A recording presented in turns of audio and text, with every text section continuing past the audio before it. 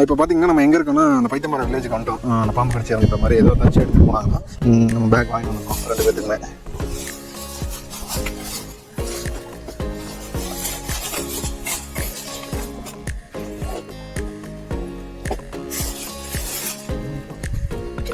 ₹650 இந்த ரேட்டுக்கு நம்ம வாங்கியிருக்கோம் 2 பேக்கு.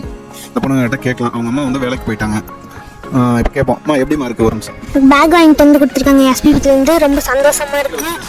எனக்கு ரொம்ப சந்தோஷமாக இருக்குது. எஸ்பிபிலேருந்து எனக்கு பேக் வாங்கிட்டு வந்து கொடுத்துருக்காங்க.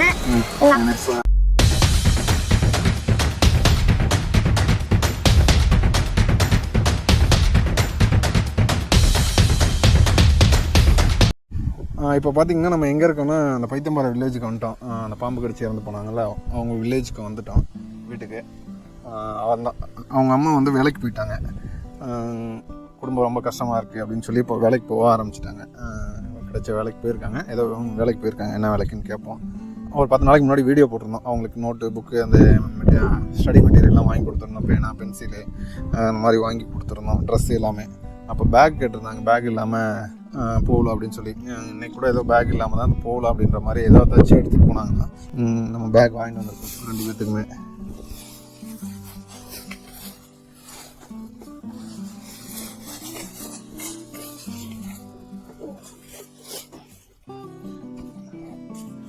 நான் என்ன ரேட் போட்டிருக்குன்னு பாருங்கள்.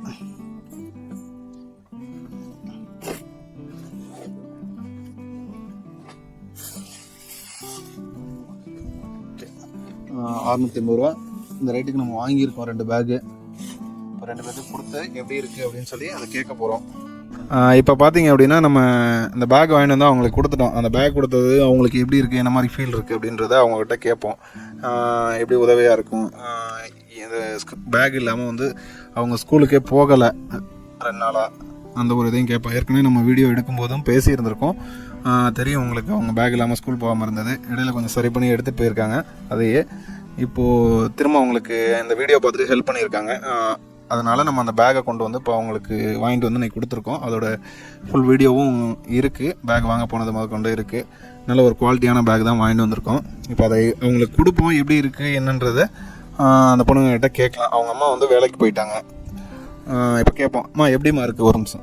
பேக் வாங்கிட்டு வந்து கொடுத்துருக்காங்க எஸ்பிபிலேருந்து. ரொம்ப சந்தோஷமாக இருக்குது. எனக்கு ரொம்ப சந்தோஷமாக இருக்குது. எஸ்பிபிலேருந்து எனக்கு பேக் வாங்கிட்டு வந்து கொடுத்துருக்காங்க. எங்கள் அப்பா இருக்கும்பொழுது எங்கள் அப்பா எனக்கு பேக் வாங்கிட்டு வந்து கொடுப்பாங்க. எங்கள் அப்பா இல்லை. நாங்கள் இருக்கோம்ல, வாங்கி கொடுப்போங்க.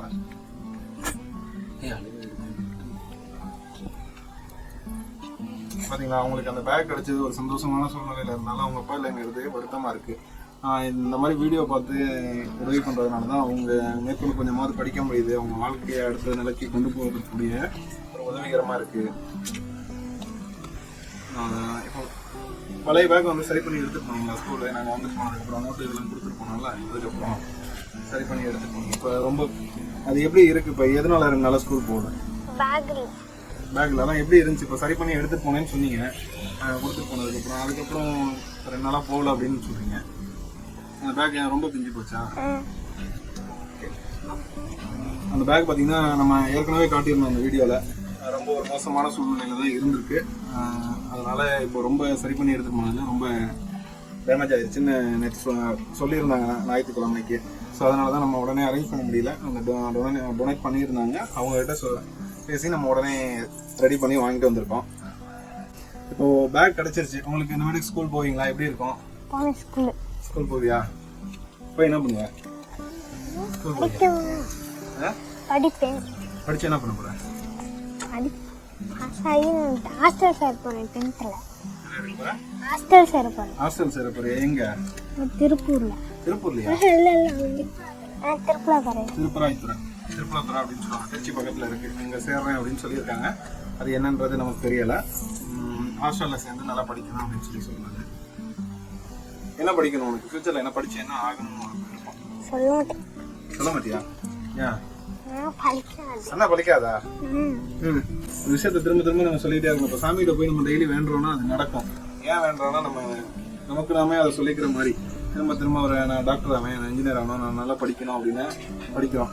நம்ம நல்லா படிக்க வேணாம் அப்படின்னு நினச்சி நம்ம வேண்டாம் விட்டோம்னா அவன் மட்டும் இல்லை. உனக்கு எப்படி இருக்கு பேக் எனக்கு கிடைச்சது? சந்தோஷமா இருக்கு. சந்தோஷமா எப்படி சந்தோஷமா இருக்குன்னு சொல்லு. ஜாலியா இருக்கு. ஜாலியாக இருக்கா? நாளைக்கு பள்ளிக்கூடம் போயிடுவேன். ஓகே, நான் ஃபோன் பண்ணி சொல்லணும் பள்ளிக்கூடம். ஓகே, இப்போ எல்லாமே வாங்கி கொடுத்துறாங்க. நீங்கள் கேட்ட எல்லாமே வாங்கி கொடுத்தாச்சு. இப்போ நீங்கள் நல்லா படித்து மார்க் வாங்கணும். படிப்பீங்களா? எவ்வளோ மார்க் வாங்குவீங்க இந்த வருஷம்? எத்தனாவது படிக்கிறீங்க? 9th. நீ 10th. 2 பேரும் நல்ல மார்க் வாங்கணும். 10th பப்ளிக் எக்ஸாம் இருக்கா, நல்லா படித்து எழுதணும். நீ லீவே போடக்கூடாது.